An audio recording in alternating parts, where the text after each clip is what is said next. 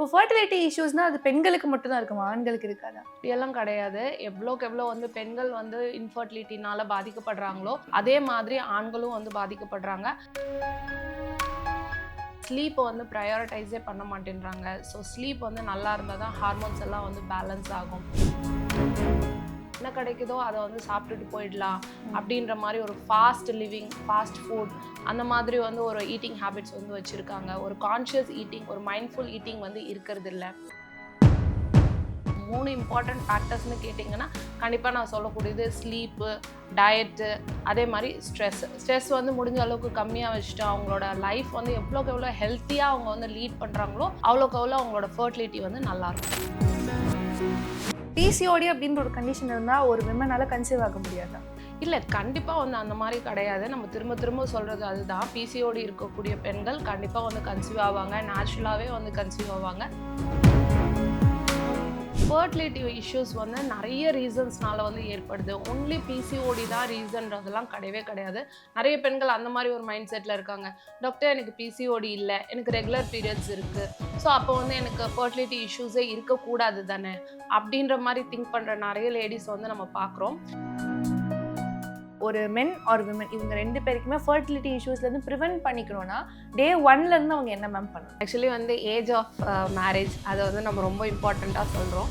So late marriage ஆனாலுமே planning வந்து லேட்டாக பண்ணாதீங்க. ஸோ ஏர்லி பிளானிங் வந்து ஃபோக்கஸ் பண்ணுங்கள்.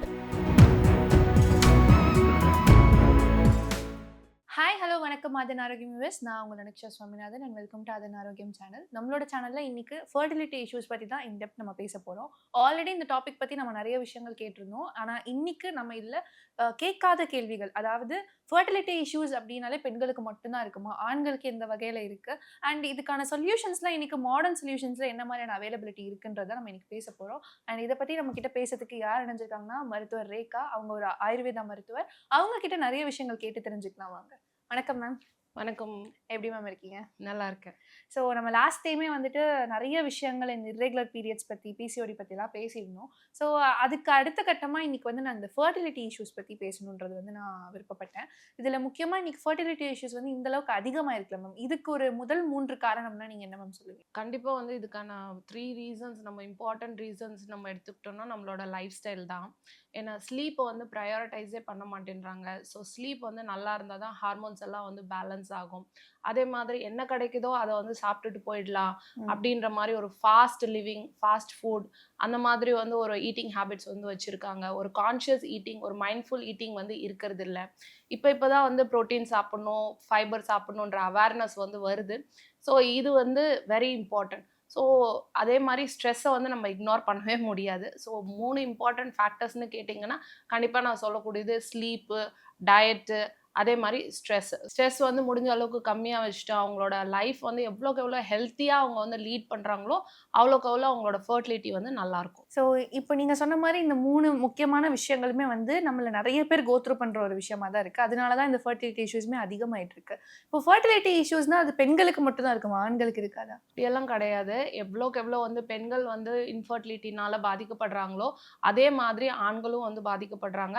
அபவுட் 40 to 45% கான்ட்ரிபியூஷன் வந்து பார்த்தீங்கன்னா, ஏன்னா மேல் சைட்லேருந்து தான் வந்து இன்ஃபர்டிலிட்டி இஷ்யூஸ் வந்து இருக்குது. ஸோ மேலில் வந்து பார்த்தீங்கன்னா ஏன்னா அவங்களுக்கு ஏற்படக்கூடிய லோ ஸ்பெர்ம் கவுண்ட்டு, அதே மாதிரி மொட்டிலிட்டி வந்து ரொம்ப புவராக இருக்கிறது, மார்ஃபாலஜி வந்து ரொம்ப கம்மியாக இருக்கிறது. ஸோ இந்த மாதிரி விஷயங்கள் வந்து மேலில் வந்து நம்ம எவ்வளோக்கு எவ்வளோ பிசிஓடி வந்து நம்ம காமனாக ஃபீமேல்ஸில் பார்க்குறோமோ அந்த அளவுக்கு வந்து பார்த்திங்கன்னா இந்த மொட்டிலிட்டி இஷ்யூஸும் மார்ஃபாலஜி இஷ்யூஸும் மேல்லையும் நம்ம வந்து காமனாக பார்க்குறோம். என்ன இங்கே செக்குனா ஃபீமேல்ஸ்க்கு அந்த பீரியட்ஸ் வந்து இர்ரெகுலர் ஆகும்போது அது ஈஸியாக தெரிஞ்சிடுது. மேலுக்கு வந்து பார்த்திங்கன்னா டெஸ்ட் எடுத்தால் தான் வந்து தெரியுது. ஓகே. ஸோ இப்போ இந்த பிசிஓடின்னு சொன்னீங்க மேம், பிசிஓடி அப்படின்ற ஒரு கண்டிஷன் இருந்தால் ஒரு விமனால கன்சீவ் ஆக முடியாதா? இல்லை, கண்டிப்பாக வந்து அந்த மாதிரி கிடையாது. நம்ம திரும்ப திரும்ப சொல்கிறது அதுதான். பிசிஓடி இருக்கக்கூடிய பெண்கள் கண்டிப்பாக வந்து கன்சீவ் ஆவாங்க, நேச்சுரலாகவே வந்து கன்சீவ் ஆவாங்க.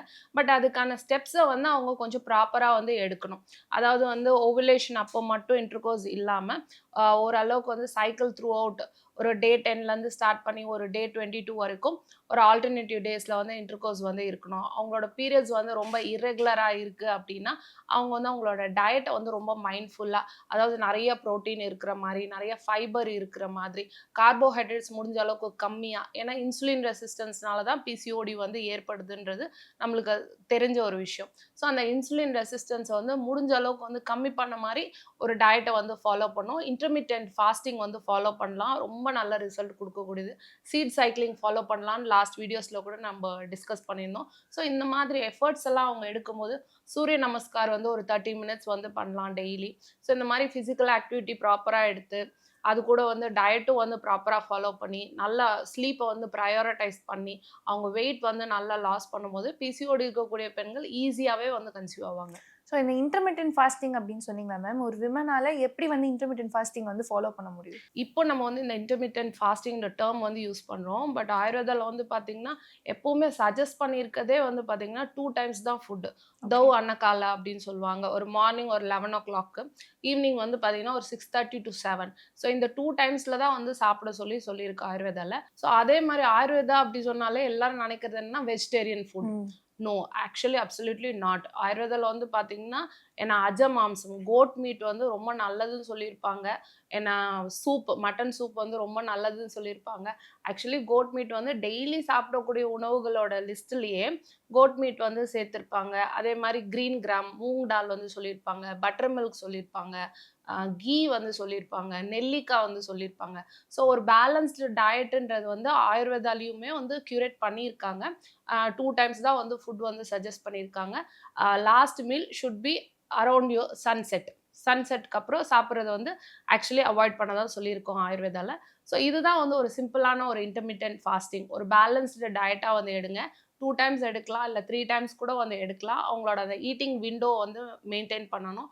ஏன்னா ஈவினிங் வந்து ஒரு 7 o'clock சாப்பிட்டாங்க அப்படின்னா நெக்ஸ்ட் டே மார்னிங் வந்து ஒரு 9 o'clock சாப்பிட்ற மாதிரி பார்த்துக்கணும். ஸோ இப்போ வந்து ஃபர்டிலிட்டியில் வந்து ஏதாவது ஒரு பிரச்சனை வருதுன்னா அந்த விமனுக்கு வந்து பிசிஓடியா ஒரு ரீசன் இருக்கலாம்னு நீங்கள் சொன்னீங்க. நிறைய பேருக்கு வந்து இப்போ பிசிஓடி இல்லைனாலுமே அவங்களுக்கு ஃபர்டிலிட்டி இஷ்யூஸ் வருதுல்ல, அப்போ வேறு ஏதாவது காரணம் இருக்குமா மேம்? ஃபர்டிலிட்டி இஷ்யூஸ் வந்து நிறைய ரீசன்ஸ்னால வந்து ஏற்படுது. ஒன்லி பிசிஓடி தான் ரீசன்றதெல்லாம் கிடையவே கிடையாது. நிறைய பெண்கள் அந்த மாதிரி ஒரு மைண்ட் செட்டில் இருக்காங்க. டாக்டர் எனக்கு பிசிஓடி இல்லை, எனக்கு ரெகுலர் பீரியட்ஸ் இருக்குது, ஸோ அப்போ வந்து எனக்கு ஃபர்டிலிட்டி இஷ்யூஸே இருக்கக்கூடாது தானே அப்படின்ற மாதிரி திங்க் பண்ணுற நிறைய லேடிஸ் வந்து நம்ம பார்க்குறோம். பட் ஆக்சுவலி அப்படி கிடையாது. Many reasons are there for infertility. So நான் ஒரு வஜினல் ஏரியாவில் இருந்தால் வஜினாலேயே வந்து இன்ஃபெக்ஷன்ஸ் வந்து சிவியராக இருக்கும்போது அவங்களுக்கு இன்ஃபர்டிலிட்டி இருக்கலாம். அதே மாதிரி மவுத் ஆஃப் த யூட்ரஸ், சர்விக்ஸில் வந்து எரோஷன்ஸ் இல்லை சர்விக்ஸில் வந்து சில ப்ராப்ளம்ஸ் இருக்கிறதுனால அவங்களுக்கு வந்து இன்ஃபர்டிலிட்டி இஷ்யூஸ் இருக்கலாம். அதுக்கடுத்து நம்ம போகும்போது எண்டோமெட்ரியம், அதாவது யூட்ரைன் லைனிங் வந்து ப்ராப்பராக ஃபார்ம் ஆகாதப்போ அவங்களுக்கு வந்து ஃபர்டிலிட்டி வந்து இஷ்யூஸ் வரலாம்.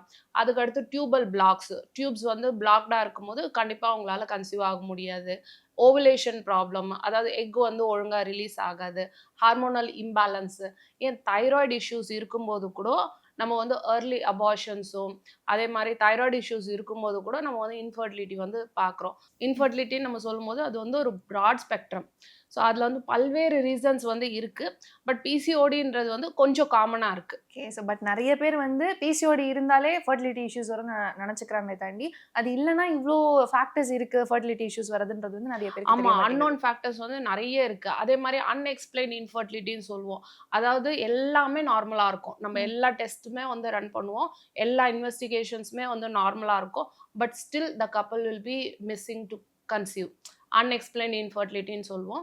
ஸோ அந்த அன்எக்ஸ்பிளைன் இன்ஃபர்டிலிட்டிலாம் பார்த்தீங்கன்னா ஆயுர்வேதா ரொம்ப எக்ஸலண்ட்டாக வந்து ஒர்க் ஆகும்.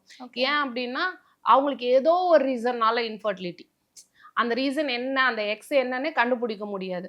பட் ஆயுர்வேதா எப்படி ஃபோக்கஸ் பண்ணோம்னா ஓவரால் தானே ஃபோக்கஸ் பண்ணுது. Complete detox, life style modifications, so overall உங்களை ஹெல்த்தி ஆக்குறது. ஸோ ஓவரால் நீங்கள் ஹெல்த்தி ஆகும்போது அந்த எக்ஸ் ஃபேக்டர் எதுவாக இருந்தாலும் அது வந்து சரியாயிடும். ஸோ அன்எக்ஸ்பிளைன் இன்ஃபர்டிலிட்டிலையும் ஆயுர்வேதாவோட ரோல் வந்து நல்லா இருக்கு. இப்போ அனீமியா வந்து எந்த அளவுக்கு காமனா இருக்கு மேம் இப்போ இருக்கக்கூடிய பெண்களுக்கு? அனீமியா வந்து பார்த்தீங்கன்னா இந்தியன் லேடிஸில் ரொம்பவே காமனாக இருக்கக்கூடிய ஒரு ப்ராப்ளம். ஏன்னா பிலோ வந்து 10 ஹெச்பி கவுண்ட் வந்து பிலோ 10 இருந்ததுன்னா நம்ம வந்து அனீமியான்னு சொல்லுவோம். நிறைய பெண்களுக்கு வந்து பார்த்தீங்கன்னா 7 எல்லாம் இருக்கும். அண்ட் தெல் பி நார்மலாக டே டு டே ஆக்டிவிட்டிஸ் எல்லாமே பண்ணிகிட்டே இருப்பாங்க. ஆக்சுவலி வந்து பார்த்தீங்கன்னா ரொம்ப டயர்டாக ஃபீல் பண்ணுவாங்க. அந்த 7 இருக்கக்கூடியவங்கலாம் ரொம்ப டயர்டாக ஃபீல் பண்ணுவாங்க. ரொம்ப தூக்கம் வரும். ஹேர் ஃபால் சிவியரா இருக்கும். ஃபேஸ் எல்லாம் பஃபியா இருக்கும். பட் இதனால தான் அப்படின்ற ஒரு அண்டர்ஸ்டாண்டிங் இல்லாம they will be just doing. அதான் ஏதோ சாப்பிடுறோம், பசிக்கு சாப்பிடுறோம் அப்படின்றது வந்து ஒரு ராங் கான்செப்ட். மீந்து போயிடுச்சு சாப்பிடுறோம். ஏன்னா வேஸ்ட் ஆகக்கூடாதுன்னு சாப்பிடுறோம். லேடீஸ் வந்து இத ரொம்ப நெறைய ஃபாலோ பண்றாங்க. ஏன்னா வேஸ்ட் ஆகக்கூடாது. அதனால இந்த டைம்க்கு அத நான் சாப்பிடுறேன். அது மாரிலாம் சாப்பிடவே கூடாது. Your health is what you are feeding it. So you should feet your self good food. ஒரு பேலன்ஸ்டு டயட். ஏன்னா புரோட்டீன் ரிச்சா இருக்கணும். இப்போ நம்ம அனீமியான்னு சொன்னோம்னா, உடனே வந்து அயர்ன் மட்டும் தான் யோசிக்கிறாங்க. It's not only about iron. It's okay. Also about protein. It's also about vitamin C. It's also about minerals. Everything is needed. ஒரு பேலன்ஸ்டு டயட் வந்து எடுக்கணும். கண்டிப்பா வந்து முருங்கைக்கீரை, கீரை வகைகள்லாம் சாப்பிடுறது ரொம்ப நல்லது. டேட்ஸ் எல்லாம் கூட அவங்க எடுத்துக்கலாம். பீட்ரூட்லாம் வந்து எடுத்துக்கலாம். பொமோகிரானேட்ஸ் எல்லாம் எடுத்துக்கலாம். ஸோ இது எல்லாமே சேர்த்து ஒரு பேலன்ஸ்டு டயட்டா வந்து எடுக்கணும். அப்பதான் வந்து அனிமியாலேருந்து கியூர் ஆக முடியும். ஸோ இப்போ ஒரு கப்பல் வந்து கன்சீவ் ஆக போறாங்கன்னா, நெறைய பேர் இப்போ காமனா வந்து இந்த ஃபோலிக் ஆசிட் சப்ளிமெண்ட்ஸ்லாம் வந்து முன்னாடி எடுத்துக்க சொல்லிடுறாங்க. ஸோ இந்த மாரி சப்ளிமெண்ட்ஸ்லாம் கன்சீவ் ஆறதுக்கு அவசியப்படுமா? கண்டிப்பா ஃபோலிக் ஆசிட் சப்ளிமெண்ட் வந்து பார்த்தீங்கன்னா, ஃபெர்டிலிட்டிய வந்து பூஸ்ட் பண்ணும். ஓகே. அதே மாரி ஃபோலிக் ஆசிட் வந்து பார்த்தீங்கன்னா, குழந்தையோட நியூரல் டியூப்ன்னு சொல்லுவோம். ஸோ அதுலேருந்து தான் வந்து ஸ்பைனல் கார்டு, பிரெயின் எல்லாம் வந்து ஃபார்ம் ஆகுது. ஸோ அந்த நியூரல் டியூப் ஃபார்மேஷனுக்கு நம்மளோட ஃபோலிக் ஆசிட் வந்து ரொம்ப இம்பார்ட்டன்ட். ஸோ ஃபோலிக் ஆசிட் எல்லாம் ஸ்கிப் பண்ண வேண்டிய அவசியமே இல்ல. கண்டிப்பா வந்து ஃபோலிக் ஆசிட வந்து ஃபாலோ பண்ணணும். ஈவன் நம்ம வந்து இப்போ ஆயுர்வேதா ட்ரீட்மெண்ட் குடுக்கும்போதுமே, பேஷண்ட்ஸ்க்கு வந்து ஃபோலிக் ஆசிட் சப்ளிமெண்ட்ஸ சாப்பிட சொல்லி தான் சஜெஸ்ட் பண்றோம். ஓகே. ஸோ இப்போ ஒரு பிரெக்னன்சி பிளான் பண்றாங்கன்னா, அவங்க ஃபோலிக் ஆசிட் எடுத்துப்பாங்க மேம். பட் இப்போ அன்பிளான் பிரெக்னன்சி வந்துருச்சுன்னா, அவங்க பிரெக்னன்ட் ஆனதுக்கப்புறம் ஃபோலிக் ஆசிட் எடுத்துக்கலாமா? கண்டிப்பா வந்து பிரெக்னன்ட் ஆன பிறகு எப்போ வந்து பிரெக்னன்ட்ன்னு தெரியுதோ, அப்பலேருந்து அவங்க வந்து ஃபோலிக் ஆசிட வந்து ஸ்டார்ட் பண்ணிக்கலாம். ஏன்னா ஒரு 3 மந்த், 4த் மந்த் வரைக்கும் அவங்க ஃபோலிக் ஆசிட் வந்து சாப்பிடலாம். அதுவுமே பெனிஃபிஷியலா இருக்கும். பட் ஃபோலிக் ஆசிட் வந்து பிஃபோர் கன்சீவிங் எடுக்கும்போது, ஈவன் ஃபெர்டிலிட்டியுமே பூஸ்ட் பண்ணும். ஸோ இந்த பெண்களுக்கு வரக்கூடிய இந்த மென்ஸ்ட்ருவல் சைக்கிளே நம்ம வந்து கொஞ்சம் அப்சர்வ் பண்ணோம்னா, நெறைய பேருக்கு வந்துட்டு பிசிஓடி, பிசிஓஎஸ் இந்த மாரி கண்டிஷன்ஸ் இருந்தாலுமே, அவங்களோட பீரியட் சைக்கிள்ல வந்து சில பேருக்கு ஹெவி ப்ளீடிங் இருக்கு. சில பேருக்கு ரொம்ப ஸ்கேர்சிட்டியா இருக்கு. ஸோ இதெல்லாம் வந்து ஒரு மேஜர் சிம்ப்டமா கன்சிடர் பண்ணுமா மேம்? ஆயுர்வேதால வந்து இத வந்து நம்போ இங்கிலீஷ் மெடிசினோட கண்ணோட்டத்துல வந்து பார்த்தோம்னா, அவ்வளோ இம்பார்ட்டன்ஸ் வந்து குடுக்க மாட்டாங்க. ஒரு மென்ஸ்ட்ரல் ஃப்ளோ அத பத்தின அவ்வளோ இம்பார்ட்டன்ஸ் வந்து இருக்காது. பட் ஆயுர்வேதா வந்து அப்படி கிடையாது. ஆயுர்வேதால வந்து பார்த்தீங்கன்னா, அந்த மென்ஸ்ட்ரல் ஃப்ளோக்கு வந்து நெறைய இம்பார்ட்டன்ஸ் வந்து குடுத்து, அது ரிலேட்டடா வந்து நெறைய குறிப்புகள் வந்து நம்மளுக்கு மென்ஷன் பண்ணியிருக்காங்க. குறிப்பா சொல்லணும்னா வந்து painful periods. Actually Ayurveda is saying like very mild to no pain. So okay. அதுதான் வந்து ஒரு நார்மல். ரொம்ப பெயின்ஃபுல்லான பீரியட்ஸ் வந்து கண்டிப்பா வந்து ஒரு அப்நார்மலா, ஒரு வாத்தா இம்பேலன்ஸா, அப்பானவாயு இம்பேலன்ஸா தான் வந்து ஆயுர்வேதால வந்து கன்சிடர் பண்றோம். அதுக்கடுத்து பார்த்தீங்கன்னா, ரொம்ப கம்மியான ஃப்ளோ வந்து அவங்களுக்கு இருக்கும். அவங்களுக்கு மேபி அந்த எண்டோமெட்ரியம் வந்து ரொம்ப கம்மியா வந்து க்ரோ ஆகுறதுனால இருக்கலாம். ஆயுர்வேதா கண்ணோட்டத்துல பார்த்தோம்னா, வாதம் அதிகமா இருக்கிறவங்களுக்கு பெயின்ஃபுல்லா இருக்கக்கூடிய பீரியட்ஸும், அதே நேரத்துல ரொம்ப ஸ்கேர்ஸா, ரொம்ப கம்மியா வந்து மென்ஸ்ட்ரேஷனும் ஆகுற மாரி சொல்லியிருப்போம்.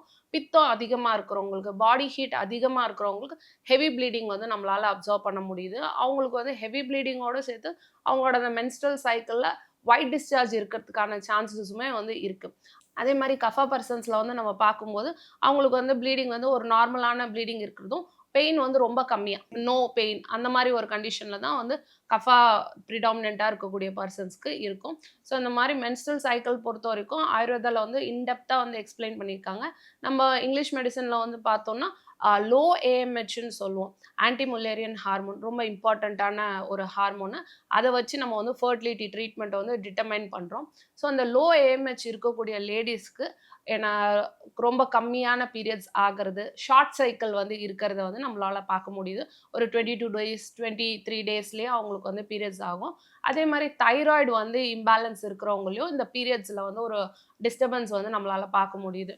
தைராய்டு வந்து இருக்கக்கூடிய பெண்கள்ல ஸ்பாட்டிங்ன்னு சொல்லுவாங்க. நடுவுல வந்து ப்ளீடிங் ஆகுறது வந்து நம்மளால பார்க்க முடியுது. ஹெவி ப்ளீடிங் இருக்கிறது வந்து பார்த்தீங்கன்னா, ஃபைப்ராய்டு, சிஸ்ட்டு இந்த மாரி இருக்கக்கூடிய பெண்கள்ல வந்து ஹெவி ப்ளீடிங் வந்து நம்மளால பார்க்க முடியுது. ஸோ போத் இத வந்து ஒரு பிசியாலஜிக்கலா ஆயுர்வேதால வந்து எக்ஸ்ப்ளைன் பண்ணியிருக்காங்க. என்ன ஆனா இங்கிலீஷ் மெடிசின்ல பார்த்தீங்கன்னா, ஒரு பெத்தாலஜிக்கலா இந்த ப்ராப்ளம் இருந்ததுன்னா ப்ளீடிங் இப்படி இருக்கும் ஓகே. அப்படின்ற மாதிரி வந்து எக்ஸ்பிளைன் பண்ணியிருக்காங்க.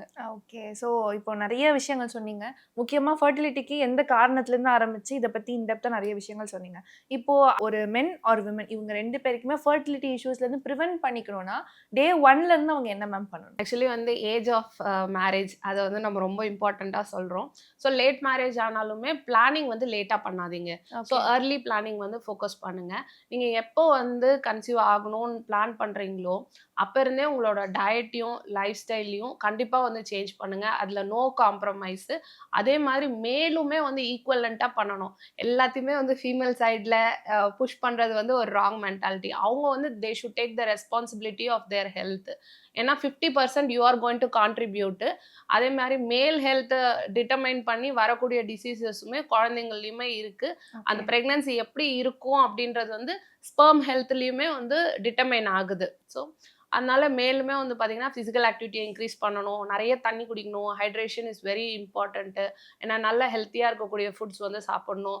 ஏன்னா முடிஞ்ச அளவுக்கு process foods, junk foods, alcohol, smoking இதெல்லாம் கண்டிப்பாக அவாய்ட் பண்ணணும். ஸோ இந்த மாதிரி ஒரு ஹெல்த்தியாக மேல் வந்து ஸ்லீப்பை வந்து ப்ரையாரிட்டைஸ் பண்ணணும். ஸோ இந்த மாதிரி ஹெல்த்தியாக அவங்க பிளான் பண்ணணும். லேடிஸ் வந்து கண்டிப்பாக சீட் சைக்கிளிங் வந்து ஃபாலோ பண்ணுங்கள். ரொம்ப நல்ல ரிசல்ட் இருக்குது. கிளினிக்கலாக I am able to see நம்ம பேஷண்ட்க்கு சஜஸ்ட் பண்ணும்போது they come back and tell us that it's working அப்படின்னு. ஸோ சீட் சைக்கிளிங் வந்து ஃபாலோ பண்ணுங்கள். சூரிய நமஸ்கார் வந்து பண்ணுங்கள். Hydration is very important. தண்ணி வந்து ப்ராப்பராக எடுத்துக்கோங்க. அதே மாதிரி தூக்கத்துக்கு வந்து ப்ரையாரிட்டைஸ் பண்ணுங்கள். ஹாப்பியாக இருங்க. அண்ட் கொஞ்சம் அந்த இன்டர்கோர்ஸ் பீரியடை வந்து கொஞ்சம் ப்ரொலாங் பண்ணுங்கள். Don't be very focused, very நேரோ. லைக் ஓவுலேஷன் அப்போ மட்டும்தான் இன்டர்கோர்ஸ் இருப்போம் அப்படின்றது வந்து இட்ஸ் ராங். ஒரு ஹாப்பியாக ஒரு ஸ்ட்ரெஸ் ஃப்ரீயாக அவங்க வந்து அவங்களோட லவ் மேக்கிங் அண்ட் அவங்களோட லைஃப்பை எடுத்துகிட்டு போகும்போது கன்செப்ஷன்ன்றது வந்து ஈஸியாக இருக்கும். ஸோ இன்னைக்கு இருக்கக்கூடிய ஃபெர்டிலிட்டி ப்ராப்ளம்ஸ்க்கு மாடர்ன் சொல்யூஷன்ஸ்லாம் என்னென்னன்றது இன் டீட்டெயில் சொல்லிட்டீங்க மேம். தேங்க்யூ ஸோ மச் இந்த ஆன்சர்ஸ்லாம் கொடுத்தது நிறைய பேருக்கு யூஸ்ஃபுல்லாக இருக்குன்னு நினைக்கிறேன். So thank you. Thank you Anu. Thank you for the opportunity.